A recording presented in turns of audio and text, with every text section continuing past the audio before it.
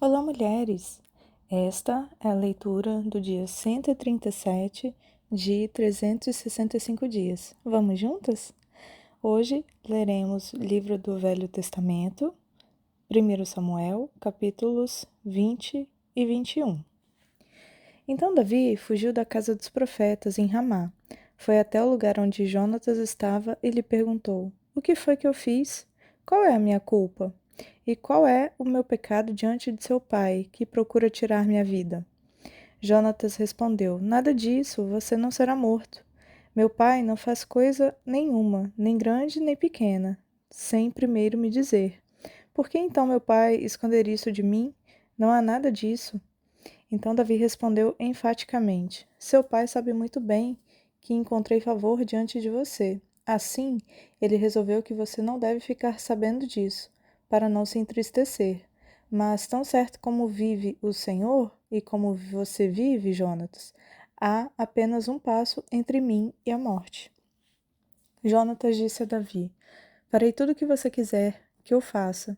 Davi disse a Jonatas: Amanhã é a festa da lua nova e que sem falta deveria assentar-me com o rei para comer. Mas deixe que eu vá embora para me esconder no campo até a tarde do terceiro dia. Se o seu pai notar minha ausência, diga o seguinte: Davi me pediu muito que o deixasse ir a toda pressa a Belém, sua cidade, porque lá será oferecido sacrifício anual para toda a família. Se ele disser, está bem, então este seu servo terá paz.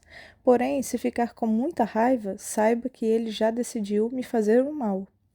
Use, pois, de misericórdia para com este seu servo, porque você me fez entrar em aliança no Senhor com você.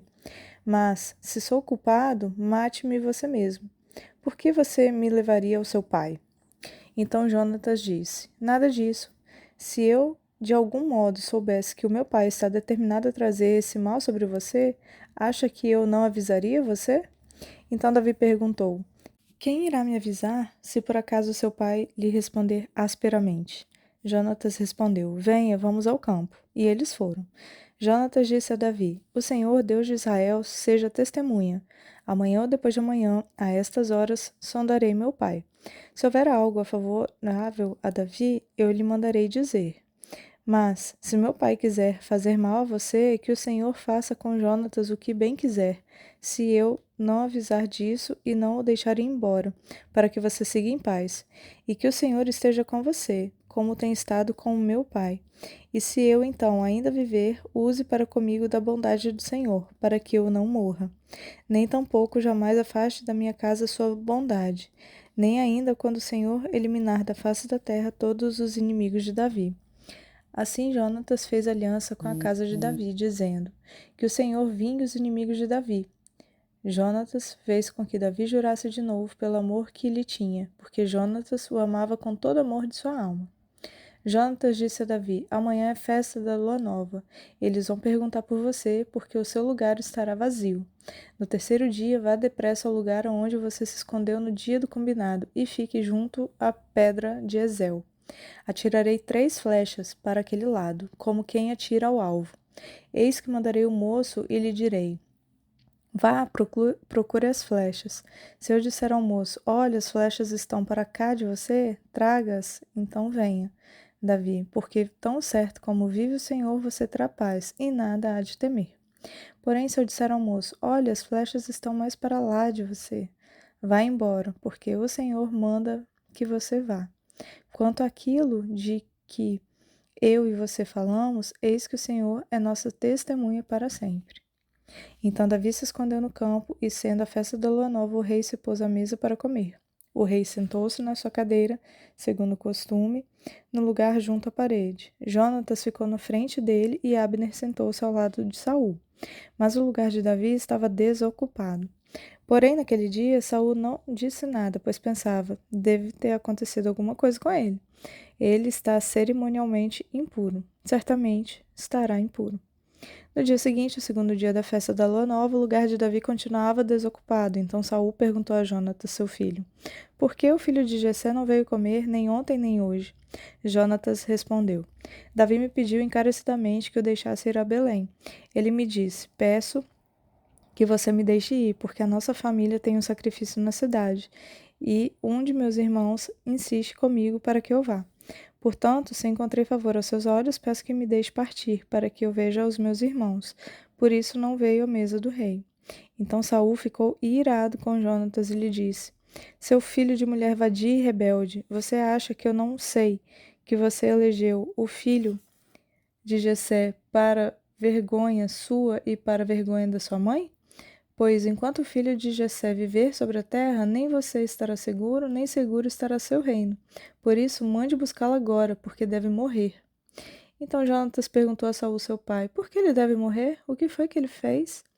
Então Saul atirou sua lança contra Jonatas para matá-lo. Com isso, Jonatas entendeu que de fato seu pai já havia decidido matar Davi. Por isso Jonatas, com muita raiva, se levantou da mesa e nesse segundo dia da festa da lua nova não comeu pão, pois ficou muito sentido por causa de Davi, a quem seu pai havia insultado.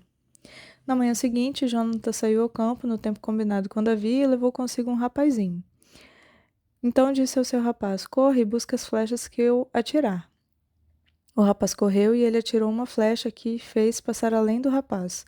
Quando o rapaz chegou ao lugar da flecha que Jonatas havia tirado, Jonatas gritou atrás dele: A flecha não está mais para lá de você? Jonatas gritou mais uma vez: Homem, depressa, não fica aí parado. O rapaz de Jonatas apanhou as flechas e voltou ao seu senhor. O rapaz não entendeu coisa alguma, pois só Jonatas e Davi sabiam deste combinado. Então Jonatas deu as suas armas ao rapaz que o acompanhava e lhe disse: Vá, leve-as para a cidade. Quando o rapaz foi embora, Davi se levantou do lado do monte de pedras e se prostrou com o rosto em terra 3 vezes. E beijaram um ao outro e choraram juntos. Davi, porém, muito mais. Então Jonatas disse a Davi: Vá em paz, porque ambos juramos em nome do Senhor, dizendo: O Senhor seja para sempre testemunha entre mim e você, entre a minha descendência e a sua descendência. Então Davi se levantou e foi embora, e Jonatas voltou para a cidade. Então Davi foi até Nobe, ao sacerdote Aimeleque. Aimeleque, tremendo, saiu ao encontro de Davi e perguntou: Por que você está sozinho e ninguém veio com você? Davi respondeu ao sacerdote Aimeleque: O rei me deu uma ordem e me disse que ninguém deveria saber por que ele me enviou e qual é a tarefa de que me incumbiu. Quanto aos meus soldados, combinei com ele de me encontrassem em tal e tal lugar. Agora o que você tem à mão? Dê-me 5 pães ou o que puder encontrar. O sacerdote respondeu a Davi dizendo: Não tenho pão comum à mão. Há, porém, pão sagrado, se ao menos os seus soldados se abstiveram das mulheres. Davi respondeu ao sacerdote: Sim, como sempre. Quando saio à campanha, foram-nos vedadas as mulheres, e os corpos dos soldados não estão imundos. Se isso acontece em viagem comum, quanto mais serão puros hoje. Então o sacerdote deu a Davi o pão sagrado, porque não havia ali outro, a não ser os pães da proposição, que tinham sido tirados de diante do Senhor quando foram trocados, no devido dia, por pão quente. Acontece que estava ali naquele dia um dos servos de Saul, detido diante do Senhor, cujo nome era Doeg, Domita, o chefe dos pastores de Saul. Davi disse a Aimeleque: Você tem aqui à mão uma lança ou uma espada? Eu não trouxe comigo nem a minha espada, nem as minhas armas, porque a ordem do rei era urgente. O sacerdote respondeu: A espada de Golias, o filisteu, a quem você matou no vale de Elá, está aqui, enrolada num pano atrás da estola sacerdotal. Se quiser levá-la, leve-a, porque não há outra aqui, a não ser essa. Davi disse: Não há outra semelhante, dê-me essa espada. Naquele dia, Davi se levantou e fugiu de Saul. Ele foi procurar Aquis, rei de Gate. Porém, os servos de Aquis lhe disseram: Este não é Davi, o rei da terra? Não é a respeito dele que se cantava nas danças, dizendo: Saul matou os seus milhares, porém Davi os seus 10 milhares? Davi guardou essas palavras no coração e teve muito medo de Aquis, rei de Gate. Por isso, mudou seu comportamento diante deles, fingindo-se de louco nas mãos deles. Fazia riscos nos batentes dos portões e deixava escorrer saliva pela barba. Então Aquis disse aos seus servos: Vocês estão vendo que este homem está louco. Por que o trouxeram para cá? Será que estou com falta de doidos para que vocês me trouxessem este para fazer doidices diante de mim? Devo deixar que este entre em minha casa? Leremos agora o livro do Novo Testamento, João, capítulo 9. Enquanto Jesus caminhava, viu um homem cego de nascença, e os seus discípulos perguntaram: Mestre, quem pecou para que este homem nascesse cego, ele ou os pais dele? Jesus respondeu: Nem ele pecou, nem os pais dele, mas isso aconteceu para que nele se manifestem as obras de Deus. É necessário que façamos as obras daquele que me enviou, enquanto é dia. A noite vem, quando ninguém pode trabalhar. Enquanto estou no mundo, sou a luz do mundo. Depois de dizer isso, Jesus cuspiu na terra, fez lama com a saliva e com a lama untou os olhos do cego. Então disse ao cego: Vá lavar-se no tanque de Siloé. Siloé quer dizer enviado. O cego foi, lavou-se e voltou vendo. Então os vizinhos e os que antes o conheciam de vista como um mendigo perguntavam: Não é este o que ficava sentado pedindo esmolas? Uns diziam: É ele. Outros: Não, mas se parece com ele. O homem dizia: Sim, sou eu. Então lhe perguntaram: Como foram abertos os seus olhos? Ele respondeu: O homem chamado Jesus fez lama, passou nos meus olhos e disse: Vá ao tanque de Siloé e lave-se. Então eu fui, lavei-me e estou vendo. Eles perguntaram: Onde está ele? Respondeu: Não sei. Levaram os fariseus aquele que antes era cego. E era sábado, o dia em que Jesus fez a lama e lhe abriu os olhos. Então os fariseus lhe perguntavam outra vez como podia ver. Ele respondeu: Ele pôs lama sobre os meus olhos, lavei-me e estou vendo. Por isso alguns dos fariseus diziam: Este homem não é de Deus, porque não guarda o sábado. Mas outros diziam: Como pode um homem pecador fazer sinais como estes? E houve divisão entre eles. De novo, perguntaram ao cego: O que você diz a respeito dele, uma vez que lhe abriu os olhos? Ele respondeu: É um profeta. Os judeus não acreditaram que ele tinha sido cego e que agora podia ver, enquanto não o chamaram os pais dele e lhe perguntaram: É este o filho de vocês que vocês dizem que nasceu cego? Como é que agora ele está vendo? Então os pais responderam: Sabemos que este é o nosso filho e que nasceu cego, mas não sabemos como agora ele está vendo, e também não sabemos quem lhe abriu os olhos. Perguntem a ele, pois já tem idade e poderá falar por si mesmo. Os pais dele disseram isso porque estavam com medo dos judeus, pois estes já tinham combinado que, se alguém confessasse que Jesus era o Cristo, seria expulso da sinagoga. Foi por isso que os pais dele disseram: Ele já tem idade e poderá falar por si mesmo. Então chamaram pela segunda vez um homem que tinha sido cego e lhe disseram: Diga a verdade diante de Deus. Nós sabemos que esse homem é pecador. Ele respondeu: Se é pecador, eu não sei. Uma coisa sei: eu era cego e agora eu vejo. Perguntaram-lhe outra vez: O que ele fez a você? Como lhe abriu os olhos? Ele respondeu: Eu já disse, mas vocês não ouviram. Por que querem ouvir outra vez? Por acaso vocês também querem se tornar discípulos dele? Então o insultaram e lhe disseram: Discípulo dele é você. Nós somos discípulos de Moisés. Sabemos que Deus falou a Moisés, mas este nem sabemos de onde é. O homem respondeu: É estranho que vocês não saibam de onde ele é, mas ele me abriu os olhos. Sabemos que Deus não atende a pecadores. Pelo contrário, se alguém teme a Deus e pratica a sua vontade, a este atende. Desde que o mundo existe, jamais se ouviu que alguém tenha aberto os olhos a um cego de nascença. Se este homem não fosse de Deus, não poderia ter feito nada. Mas eles disseram: Você nasceu cheio de pecado e quer nos ensinar? E o expulsaram.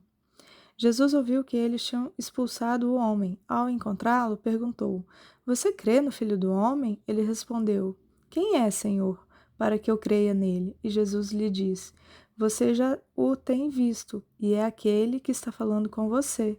Então ele afirmou: Eu creio, Senhor, e o adorou. Jesus continuou: Eu vim a este mundo para o juízo, a fim de que os que não veem vejam, e os que veem se tornem cegos. Alguns dos fariseus que estavam perto dele perguntaram-lhe: Por acaso também nós somos cegos? Jesus respondeu: Se vocês fossem cegos, não teriam pecado algum. Mas, porque agora dizem nós vemos, o pecado de vocês permanece. Leremos agora o livro de Salmos, capítulo 113 e o 114 até o verso 8. Aleluia! Louvem, ó servos, o Senhor, louvem o nome do Senhor. Bendito seja o nome do Senhor, agora e para sempre, do nascimento do sol até o momento em que se põe. Louvado seja o nome do Senhor. Excelso é o Senhor acima de todas as nações, e a sua glória está acima dos céus. Quem é semelhante ao Senhor, nosso Deus, cujo trono está nas alturas, que se inclina para ver o que se passa no céu e sobre a terra? Ele levanta o pobre do pó e tira o necessitado do monte de lixo, para o fazer sentar ao lado dos príncipes, sim, com os príncipes do seu povo.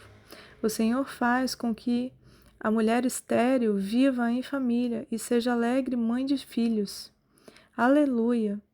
Quando Israel saiu do Egito e a casa de Jacó do meio de um povo de língua estranha, Judá se tornou o santuário do Senhor e Israel o seu domínio. O mar viu isso e fugiu, o Jordão recuou, os montes saltaram como carneiros e as colinas como cordeiros do rebanho.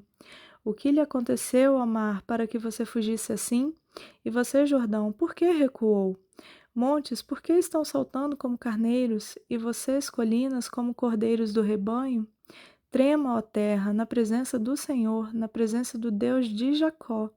Ele transformou a rocha em lençol de água e o rochedo em manancial. Leremos agora o livro de Provérbios, capítulo 15, a partir do verso 15 até o verso 17. Para quem está aflito, todos os dias são maus, mas a vida de quem tem o coração alegre é uma festa contínua. Melhor é o pouco havendo o temor do Senhor do que um grande tesouro onde há inquietação. Melhor é um prato de legumes onde há amor do que um boi inteiro acompanhado de ódio. Amém. Bendita seja a palavra do Senhor lida.